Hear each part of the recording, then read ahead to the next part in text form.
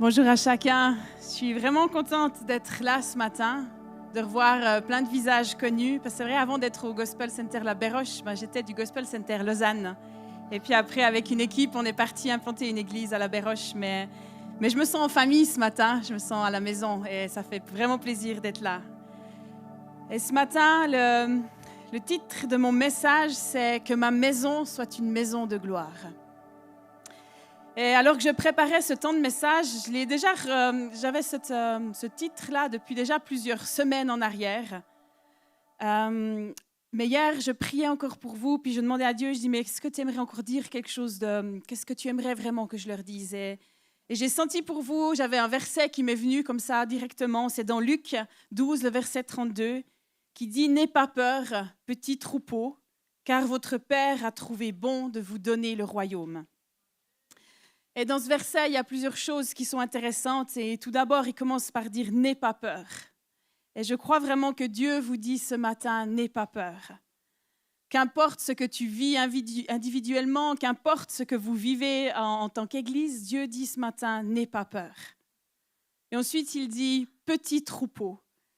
Et moi, je trouve drôle quand Dieu il dit « petit troupeau » parce qu'on pourrait presque se laisser offenser et puis dire « Mais en fait, pourquoi tu m'appelles petit ?»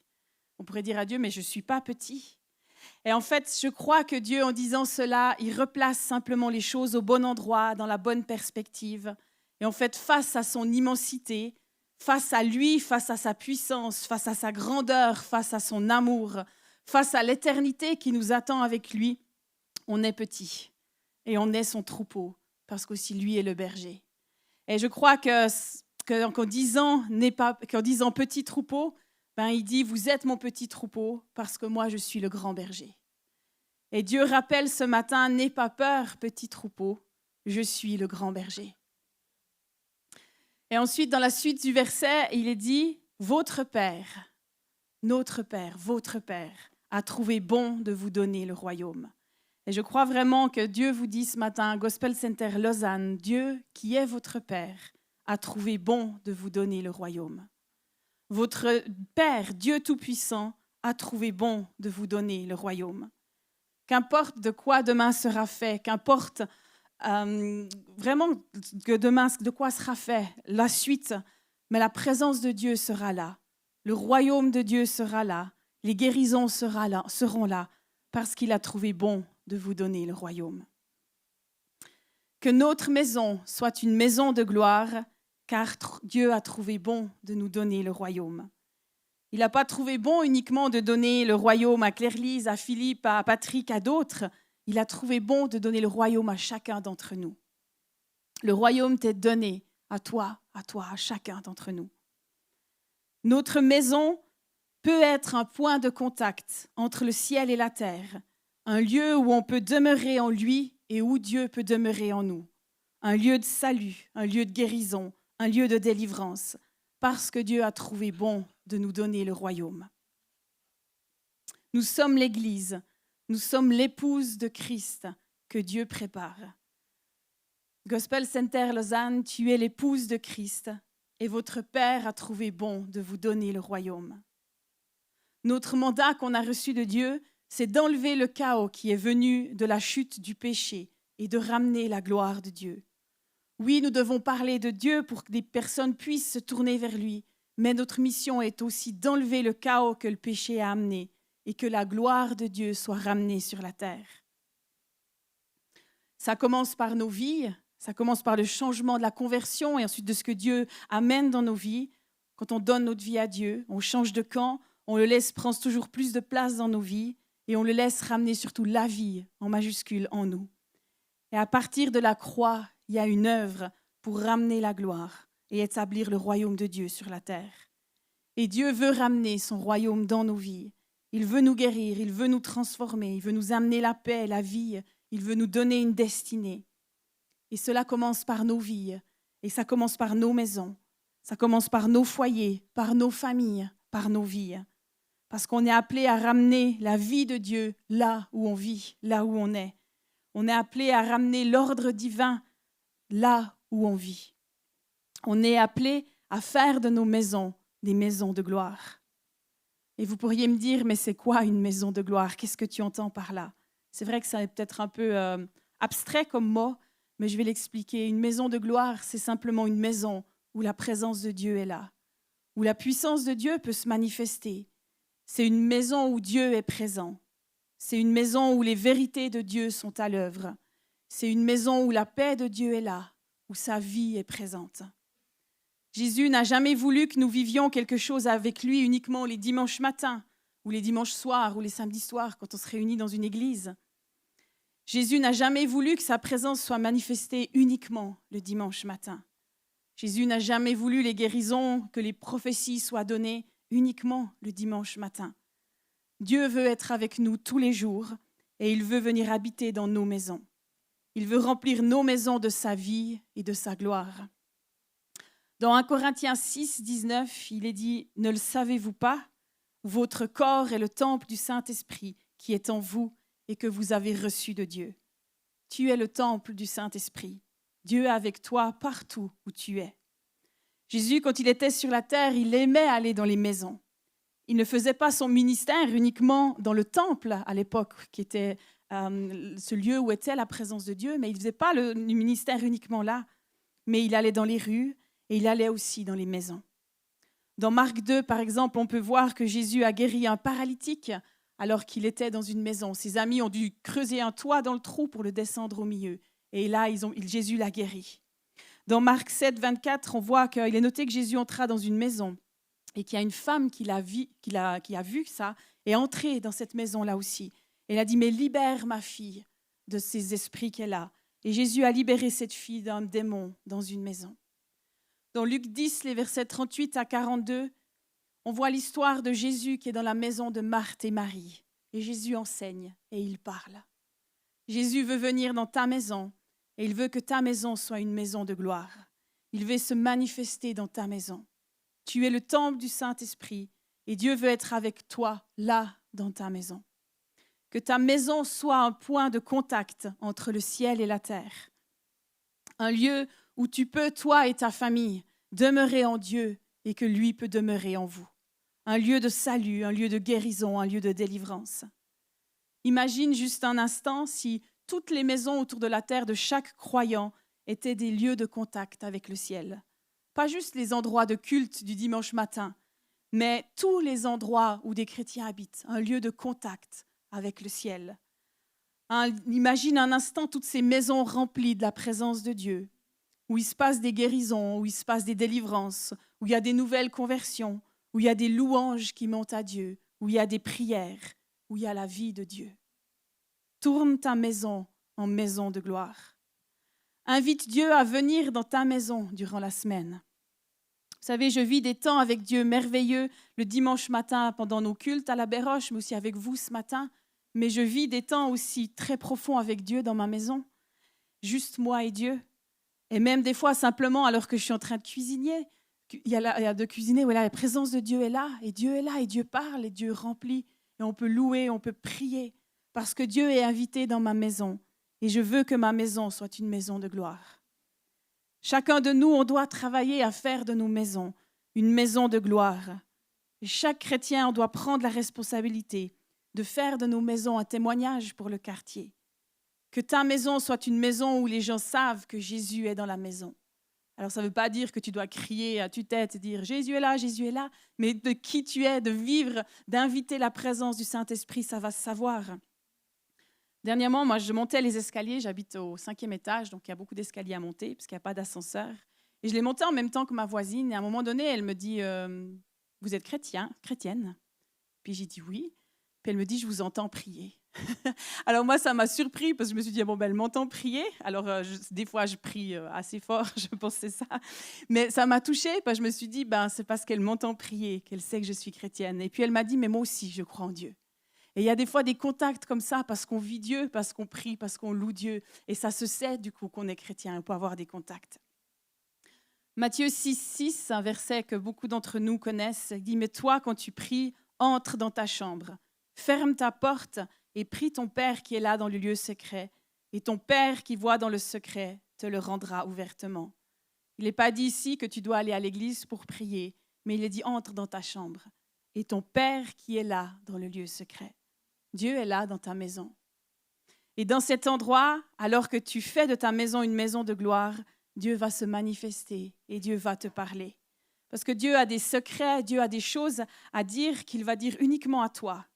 Oui, c'est vrai, recevoir une prophétie de quelqu'un d'externe, ça fait du bien et c'est important.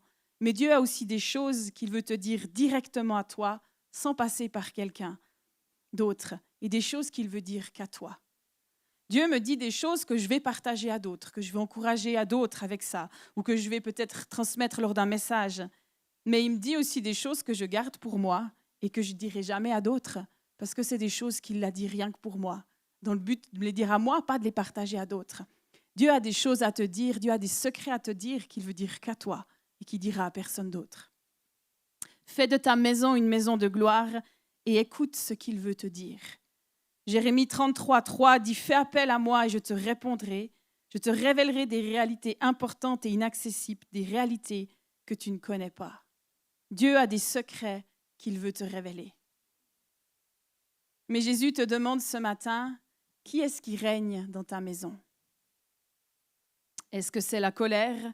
Est-ce que c'est la peur? Est-ce que c'est l'immoralité? Est-ce que c'est le mensonge? Est-ce que c'est la division? Ou est-ce que c'est Dieu? Est-ce que c'est la paix? Est-ce que c'est l'amour? Est-ce que c'est le fait de grandir dans la présence de Dieu? Le fait de recevoir des révélations de Dieu, de prier, de le louer? À qui as-tu laissé les clés de ta maison? Vous savez, dans le monde naturel, on ne va pas donner les clés de notre maison à n'importe qui. Moi, je ne peux pas venir chez vous et puis entrer comme ça. Il faut que vous m'ouvriez la porte, que vous soyez là, déjà que vous m'ouvriez, ou il faut que vous m'ayez donné avant la clé pour que je puisse rentrer chez vous. Et c'est la même chose pour moi. Si vous venez chez moi, vous allez peut-être trouver une porte fermée, il n'y aura personne. Mais si je vous donne la clé, vous allez pouvoir rentrer chez moi. J'ai donné la clé, oui, c'est vrai, de ma maison à d'autres personnes, mais j'ai choisi à qui je les ai données. Je ne l'ai pas donné à n'importe qui. J'ai donné des personnes de confiance, des personnes que je sais que si tout à coup j'ai perdu ma clé, je sais que j'en ai une autre chez quelqu'un. Et c'est la même chose, je crois, qu'on doit faire spirituellement. À qui est-ce que tu as donné des droits dans ta maison? À qui est-ce que tu as donné ces clés? Est-ce que tu as invité Dieu dans ta maison? Est-ce qu'à lui, tu lui as donné la clé de ta maison? Est-ce que Dieu est le bienvenu dans ta vie qui se passe hors du dimanche matin? Est-ce que tu pries pour la guérison chez toi? Est-ce que tu loues Dieu dans ta maison? Est-ce que tu pries? Si tu as des enfants, est-ce qu'ils t'ont déjà vu prier? Est-ce que tu pries avec ton ou ta conjoint si tu es marié? Ou même si tu n'es pas marié, mais est-ce que tu pries avec ton fiancé? Est-ce que ton ami? Est-ce que tu pries avec tes enfants? J'aimerais vous lire un passage dans 2 Chroniques où on peut lire, je pense que vous le connaissez tous ce passage, on le connaît souvent. C'est dans 2 Chroniques, c'est Salomon qui fait une prière à Dieu. Et c'est dans 2 Chroniques 1, les versets 7 à 12. Pendant la nuit, Dieu apparut à Salomon et lui dit « Demande-moi ce que tu veux que je te donne. » Salomon répondit à Dieu « Tu as traité avec une grande bonté mon père David, et tu m'as établi roi à sa place. Maintenant, Éternel Dieu, tiens la promesse que tu as faite à mon père David, puisque tu m'as établi roi sur un peuple aussi nombreux que la poussière de la terre. Accorde-moi donc de la sagesse et de la connaissance, afin que je sache diriger ce peuple. En effet, qui pourrait juger ton peuple, ce peuple si grand? » Dieu dit à Salomon, puisque c'est cela qui est dans ton cœur, puisque tu ne réclames ni les richesses, ni des biens, ni la gloire, ni la mort de tes ennemis, ni même une longue vie, mais que tu demandes pour toi de la sagesse et de la connaissance, afin de juger mon peuple sur lequel je t'ai établi roi. La sagesse et la connaissance te seront accordées. Je te donnerai en plus de cela des richesses, des biens et une gloire telle qu'aucun roi n'en a jamais eu avant toi et n'en aura après toi. Moi, j'ai toujours beaucoup aimé ce passage. Salomon, il connaît Dieu et il a fait de sa maison une maison de gloire où Dieu est présent et où Dieu peut venir lui parler. Et pendant la nuit, Dieu va venir lui parler. Et Dieu demande à Salomon, il dit « Mais qu'est-ce que tu veux que je fasse pour toi? Demande-moi ce que tu veux que je te donne. » Et Salomon va lui répondre, il dit « Mais donne-moi de la sagesse et de l'intelligence pour gouverner ton peuple. » Et moi, ça m'a toujours impressionné cette prière. Et cette prière a changé vraiment la vie de Salomon. Et moi, ce qui me touche, c'est que dans ce moment spécial, Salomon, il a su quoi répondre à Dieu. Il a su donner en fait la réponse qui a changé sa vie, la bonne réponse, j'ai envie de dire, même si voilà, il aurait pu donner une autre réponse, mais c'était vraiment, moi je trouve, le must de la réponse qu'il pouvait donner. Je ne sais pas comment vous trouvez ce passage, mais beaucoup de gens sont touchés par sa sagesse de Salomon de demander ça. Ils ne demandent pas la richesse, ils ne demandent pas la paix, ils ne demandent pas je ne sais pas quoi, mais ils demandent de la sagesse et de l'intelligence. Et moi, je me suis toujours dit, ça m'a toujours touchée, je me suis toujours dit, mais si Dieu me pose des questions comme ça importantes, ben, j'ai envie d'avoir aussi les bonnes réponses comme Salomon. Et je me suis dit aussi, mais est-ce que vous savez pourquoi Salomon a demandé ça à Dieu? Est-ce que vous êtes déjà posé la question, pourquoi il a eu cette idée de demander ça? On pense que Salomon, en fait, il a demandé ça parce que c'est Salomon, parce qu'il était destiné à avoir de la sagesse, à être rempli de Dieu, à construire le temple. Alors oui, c'est vrai, mais en même temps, non, c'est pas tout à fait vrai. Moi, je crois vraiment, parce qu'il aurait pu être comme ces autres rois qu'on peut voir, qui ont fait n'importe quoi, qui ont abandonné Dieu. Et en fait, je crois qu'il a su, qu'il a fait cette prière et qu'il a su quoi répondre à Dieu à cause de quelques chapitres auparavant, dans 1 Chronique 22, on trouve cette réponse dans les versets 11 à 13. En fait, c'est là, on voit qu'il y a David en train de parler avec Salomon.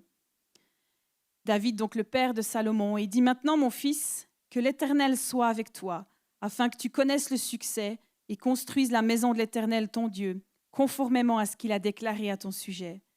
Que l'Éternel veuille seulement t'accorder de la sagesse et de l'intelligence, en te plaçant à la tête d'Israël, afin que tu respectes la loi de l'Éternel, ton Dieu. C'est alors que tu connaîtras le succès, si tu veilles à mettre en pratique les prescriptions et les règles que l'Éternel a données à Moïse pour Israël. Fortifie-toi et prends courage, n'aie pas peur et ne te laisse pas effrayer. » David parle avec son fils et David prie pour son fils. Et qu'est-ce que David demande à Dieu pour son fils? Il lui demande de la sagesse et de l'intelligence.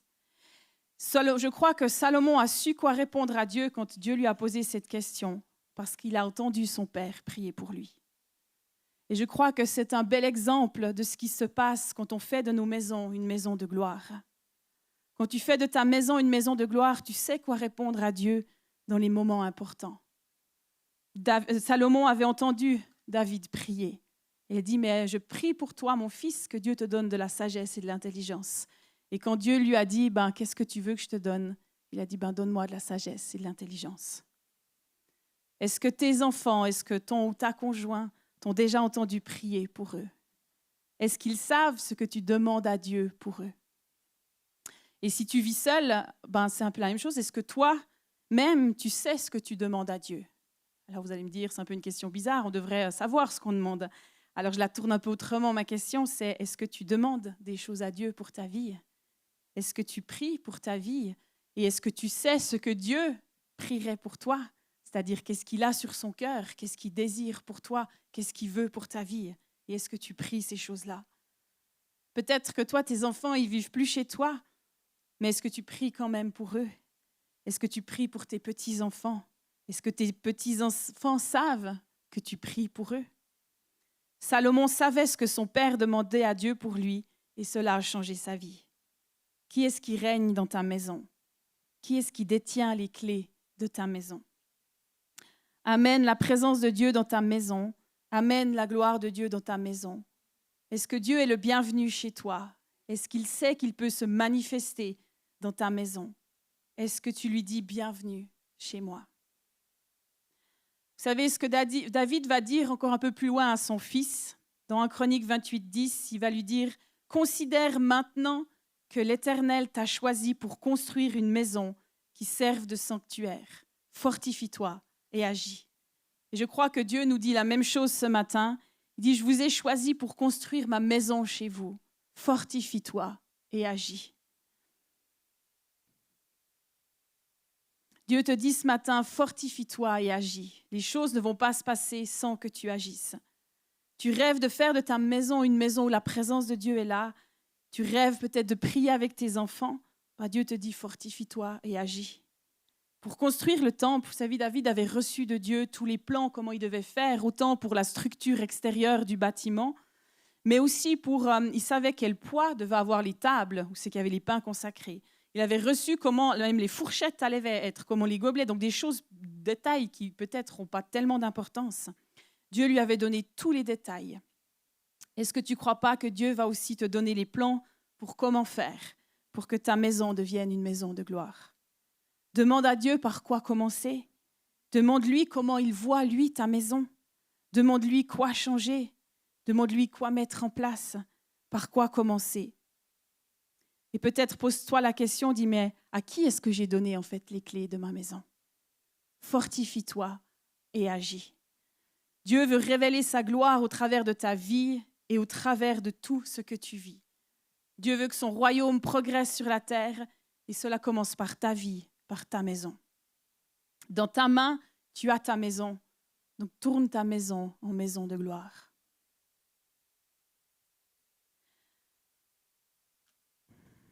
Je ne suis pas en train de prêcher ce message en disant, en fait, ça veut dire que toutes les églises doivent être juste des petites maisons et où c'est qu'on vit uniquement ça. Ce n'est pas ça que je suis en train de dire ce matin. Mais ce que je suis en train de dire, c'est qu'on est appelé à se multiplier et que Dieu n'a jamais voulu qu'on le mette dans une boîte juste à un endroit, mais il a toujours voulu qu'on puisse le vivre, mais tous les jours de notre vie. Je crois vraiment que Dieu veut être avec nous partout où on vit, partout où nous sommes. Et je crois qu'on ne doit pas cloisonner nos vies spirituelles. Dieu ne veut pas que nous vivions quelque chose avec lui uniquement le dimanche matin, quand on se retrouve tous ensemble. J'aime l'Église, je crois en l'Église, et je crois que Dieu a voulu l'Église et qu'il est en train de la préparer. Mais je crois aussi que nos maisons sont voulues par Dieu et que nous devons vivre Dieu tous les jours de nos vies dans nos maisons. Cela n'empêche pas et ne doit pas empêcher des cultes le dimanche matin avec plein de gens, mais c'est juste une multiplication de la présence de Dieu, de qui est Dieu, et des endroits où des gens peuvent rencontrer Dieu, ou nous-mêmes des endroits où on peut être en connexion avec Dieu. Que ta maison soit une maison où les gens savent que Jésus est dans la maison, parce que Jésus veut être dans nos maisons. Jésus veut faire de ta maison une maison de gloire, que tous sachent que la maison est habitée et que Jésus est là. Et il est temps, je crois, que nous prenions ce que Dieu veut pour nous et que nous nous mettions en marche dans nos maisons également. Les miracles se passent aussi dans les maisons. Tourne ta maison en maison de gloire. Notre vie se passe dans la maison. C'est là que nous vivons le plus, très longtemps, au travail aussi, mais dans nos maisons aussi. C'est là que si on a des enfants, c'est là qu'ils grandissent. Tu es l'Église, alors amène aussi l'Église, comme on le vit le dimanche matin, dans ta maison. Et je crois qu'il est vraiment temps d'une réconciliation entre ce qu'on vit la semaine et ce qu'on vit le dimanche matin à l'Église. Certains, c'est comme si vous vivez deux vies, et ce matin, Dieu veut venir remettre ensemble ces deux parties. Tu dois faire le choix de réaligner ces deux domaines et de laisser Dieu intervenir dans ta vie autant le dimanche matin que durant la semaine. Dieu va être avec toi durant ce temps d'été où c'est qu'il y a plusieurs choses des fois qui s'arrêtent, où on vit l'Église un peu différemment. Dieu veut être là. Mais toi, est-ce que tu seras là avec lui? De la même manière qu'il se manifeste ce matin dans ce culte, il va se manifester chez toi durant ces vacances. Est-ce que tu vas le laisser faire? Est-ce que tu vas le chercher? Est-ce que tu vas aller vers lui? Dieu veut faire de ta maison une maison de gloire. Et toi, est-ce que tu le veux? Alors des fois, on peut le vouloir. Et il est possible que l'ennemi vienne nous souffler à l'oreille et dire « Mais en fait, tu sais, toi, tu n'arriveras jamais, c'est un peu trop tard. Tu n'arriveras jamais à faire de ta maison une maison de gloire. » Ou tu dis « Mais en fait, c'est trop tard, tu n'as jamais prié avec tes enfants, ils sont déjà un peu grands maintenant, tu ne vas jamais y arriver. » Ou alors ils habitent même plus chez toi. Ou ton mari ou ton conjoint, ta femme n'est même pas croyant. Comment est-ce que tu veux faire de ta maison une maison de gloire? Des fois, on a tout plein d'idées comme ça qui nous viennent et en fait, tout plein de mensonges, j'ai envie de dire. Et j'aimerais juste rappeler ce matin que l'ennemi est appelé le père du mensonge. Et que ce matin, on est appelé à écouter ce que Dieu nous dit et parce que le père du mensonge va nous souffler à l'oreille pour nous décourager. Et qu'est-ce que Dieu dit maintenant? Je crois qu'il dit la même chose que j'ai déjà lu avant que David a dit. Il dit en Chronique 28, 10, « Considère maintenant que l'Éternel t'a choisi pour construire une maison qui serve de sanctuaire. Fortifie-toi et agis. Et il n'y a aucune situation dont Dieu n'a pas la solution. Ce n'est pas parce que ton conjoint n'est pas croyant que ta maison ne peut pas être une maison de gloire. Ce n'est pas parce que tu vis seul que ta maison ne peut pas être une maison de gloire. Qui est-ce qui est le plus grand? C'est Dieu et il veut régner dans nos maisons. Fortifie-toi et agis. Si tu ne te fortifies pas et si tu n'agis pas, alors c'est vrai, j'ai envie de dire, rien va changer. Et ce mensonge qui était un mensonge va devenir petit à petit comme une vérité dans ta vie. Simplement parce que tu auras laissé les choses comme ça ou tu auras écouté la mauvaise voix. J'aimerais simplement inviter le groupe de louanges à me rejoindre. J'arrive gentiment à la fin, mais je crois qu'il y a vraiment cette question de Dieu qui est là ce matin et dire, est-ce que tu aimerais que ta maison devienne une maison de gloire? Est-ce que tu aimerais prendre cette décision et dire, oui, moi j'ai envie de peut-être reprendre les clés à des endroits, des personnes, des choses à qui tu les as données pour dire, j'ai envie de les donner à toi, Jésus. Je veux te dire que toi, tu es le bienvenu dans ma maison. Et si tu as cette envie-là ce matin à dire, Jésus, viens, je veux que la même manière que je prends du temps le dimanche matin pour vivre quelque chose avec toi, simplement viens aussi dans ma maison, le lundi, le mardi, tous les jours de la semaine et la nuit aussi. Et simplement, si c'est ce que tu désires, et si tu veux que ta maison devienne une maison de gloire, simplement lève-toi où tu es. Pas pour que je te voie ou comme ça, mais juste pour dire, Dieu, moi je veux te donner ma maison. Je veux que ma maison soit une maison de gloire, sois le bienvenu dans ma maison. Et j'aimerais simplement prier.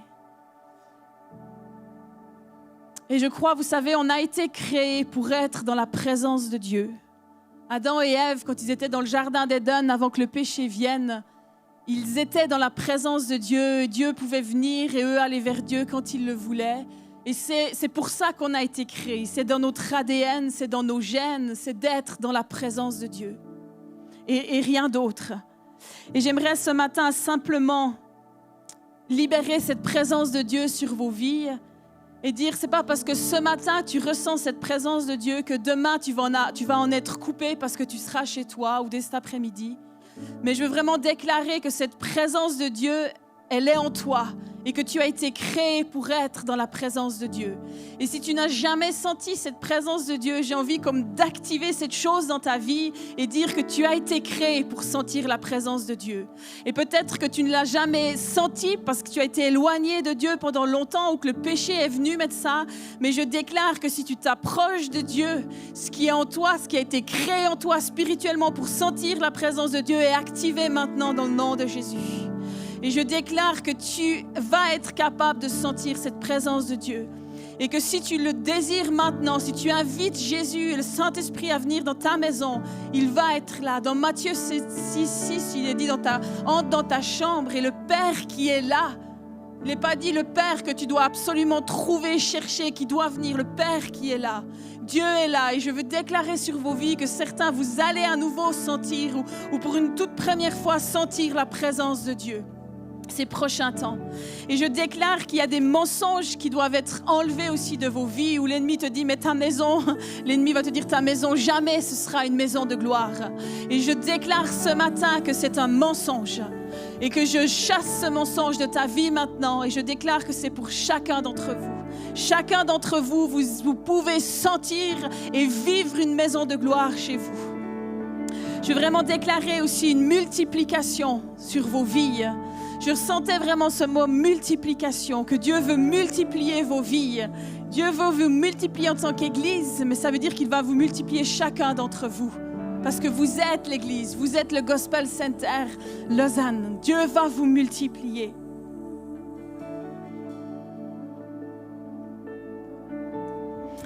Père, nous voulons voir ta gloire se manifester sur cette terre.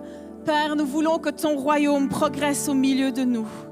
Et ce matin, Papa, nous te donnons nos maisons. Fais de nos maisons des maisons de gloire.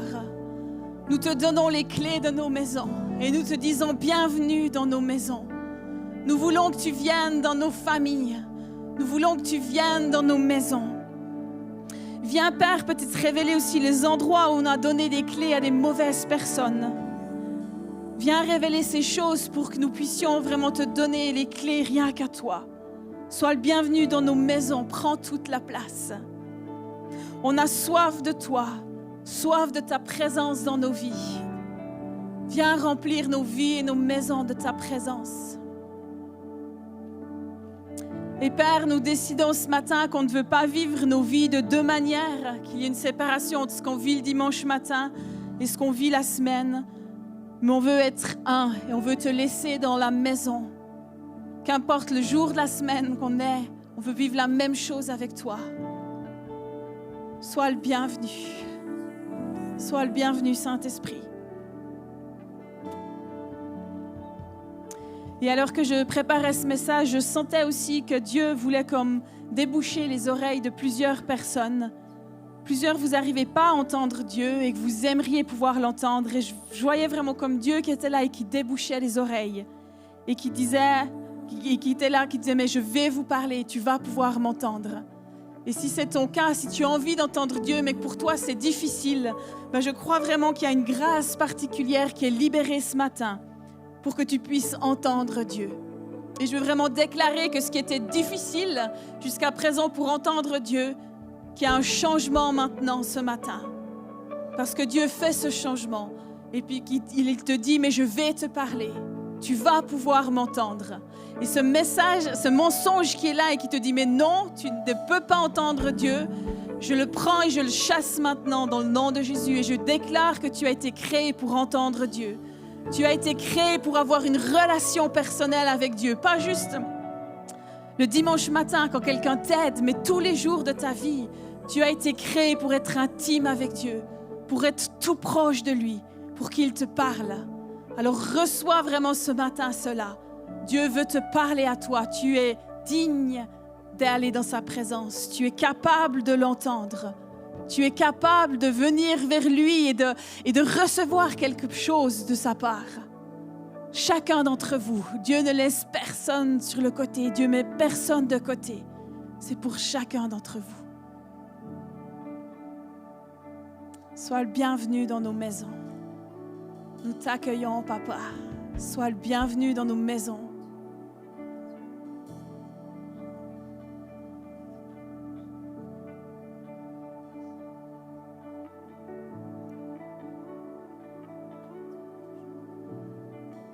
Amen.